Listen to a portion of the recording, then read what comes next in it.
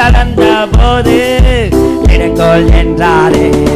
நான் முடியாது என்ற போது முடியும் என்றாரே. நான் மனம் தளர்ந்த போது இடங்கோல் என்றாரே. கர்த்தரன் அருகில் நின்று நான் உனக்காயாவும் செய்வேன், உன் தேவையை பார்த்துக் கொள்வேன் என்றாரே.